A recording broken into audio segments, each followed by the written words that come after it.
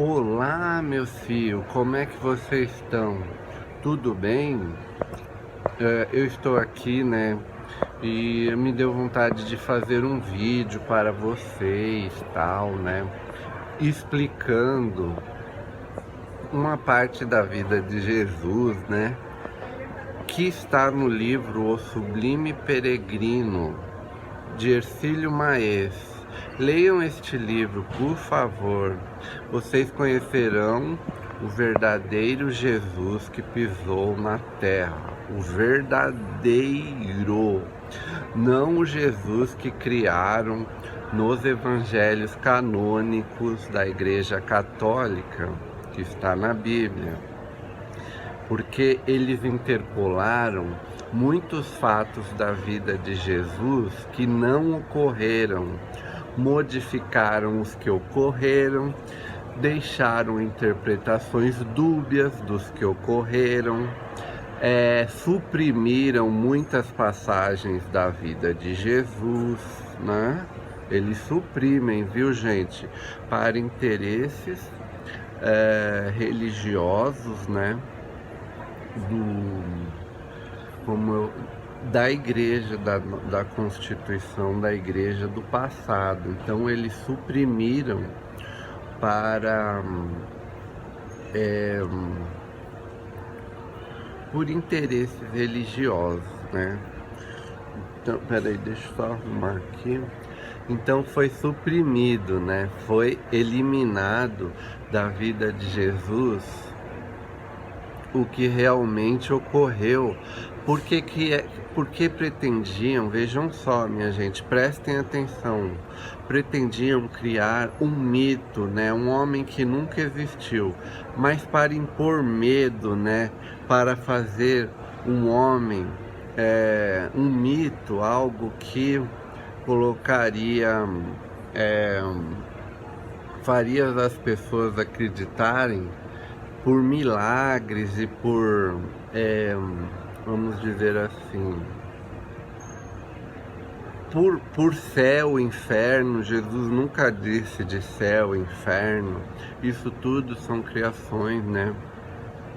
Então, eles criaram essas passagens, né, para impor medo nas pessoas, para dominar as pessoas usando a figura de Jesus.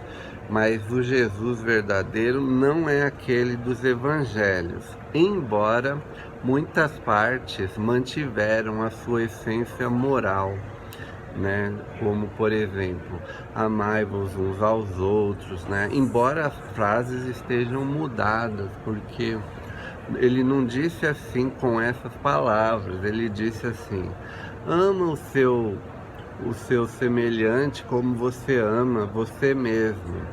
Aí a igreja deu uma linguagem eloquente: amai-vos uns aos outros como eu vos amei. Essa igreja é altiloquente, é uma linguagem mais difícil de entender, né? Aquelas linguagens dos apóstolos, dos textos atribuídos aos apóstolos, porque nenhum evangelho foi escrito pelos apóstolos, são apenas testemunhas de pessoas que presenciaram a vida do mestre, né?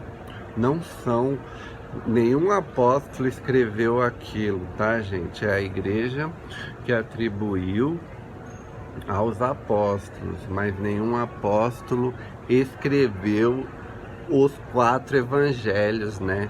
Marcos, Lucas, Mateus e João. Então, gente, não estou desmerecendo o Novo Testamento, estou apenas retificando as partes que foram alteradas, interpoladas, suprimidas, modificadas, deram um sentido dúbio também, né, para várias partes. Quer ver uma parte que não existiu? Eles colocaram assim: aquele que não nascer da água e do Espírito não pode ver o reino de Deus, né? O que dá uma interpretação dúbia para o batismo. Mas Jesus foi claro, ele disse: aquele que não reencarnar de novo não pode ver o reino de Deus. Aquele que não reencarnar.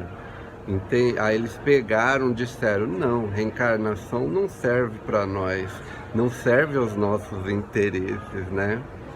Porque isso aí não traria domínio para a igreja. Então eles falaram assim, que deram uma interpretação dúbia, que seria o batismo, né? Mas muitas pessoas sabem que isso foi modificado. Elas sentem que isso foi modificado. E agora, com as revelações divinas, vocês sabem que Jesus não disse isso. Ele falava em reencarnação em palavras simples. Porque a reencarnação era conhecida dos povos antigos. Todo mundo conhecia a reencarnação. A igreja foi lá, criou o mito de um homem, né, que fazia milagres de feira, transformava 5 pães e 2 peixes em vários pães e peixes, água em vinho, fazia ressuscitar Lázaro. Lázaro não estava morto, ele só deu um pouco de energia para o Lázaro. Então, gente, é isso. Jesus não veio fazer milagre, ele veio trazer um código moral para a transformação do homem, né? Para a nossa transformação interior, de dentro para fora. Jesus era simples na linguagem, as crianças vinham abraçar ele assim, sabe? Com muita alegria e tal. E entendiam o que ele falava, porque ele pregava até para as crianças. Um povo humilde, sem cultura, sem aprendizado, sem escola, ele tinha que falar simples. As parábolas que ele usava era uma linguagem que algumas tribos lá de Israel usavam, né? Para explicar algumas coisas. Então, o que ele fez? Como Israel já estava acostumado com esse tipo de linguagem, de parábolas, de se referir à semente, a coisas assim da natureza, a figueira, a árvore boa, a figueira que não dá bons frutos, a árvore que não dá bons frutos. Ele usava essas parábolas para o povo entender mais facilmente. Mas essa linguagem altiloquente da Bíblia foi emprestada pelo sacerdócio organizado da igreja do passado, que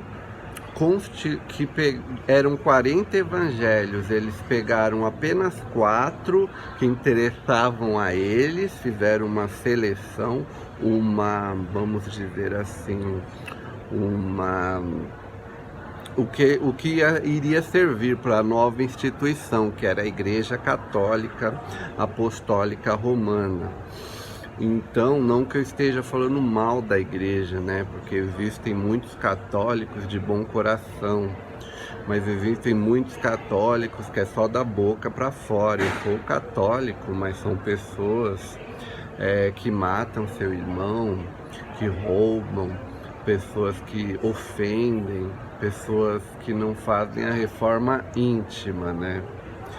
Então, gente, Jesus, ele veio trazer um código moral para a mudança de dentro para fora, e não assim, fazia milagres. Nenhum milagre ocorreu, salvo, exceto as curas que ele realizava nos paralíticos que vinham a ele com fé. Nem todos se curavam, porque nem todos tinham o mérito, o merecimento, o momento oportuno de se curarem, porque eles tinham essa dívida kármica de vidas passadas.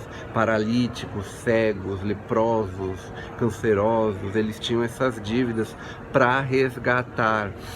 Então ele não podia, assim, ele não podia curar a todos, né, gente? Ele só curava aqueles que Deus permitia, porque suas dívidas ali já poderiam ser eliminadas, né, suprimidas. E é isso, leiam um livro lá, gente, para vocês conhecerem o verdadeiro Jesus de Nazaré, Yeshua, seu verdadeiro nome, o livro Sublime Peregrino. Lá vocês vão ver o Jesus que respirou o oxigênio da terra, não o Jesus que foi criado pela instituição do passado por interesses religiosos, né? De sacerdotes que não tinham a mínima ideia do que Jesus dizia ali nos evangelhos reais, que aliás, né, foram todos queimados por Tito na invasão de Jerusalém. Jesus queimou tudo que havia sobre Jesus e ficou só mesmo os 4 evangelhos, né, que a igreja canonizou e disse: estes são os evangelhos. Se você quiser seguir a igreja, né, se você aliás, você tinha que seguir a igreja, porque se você não seguisse, você era morto, né?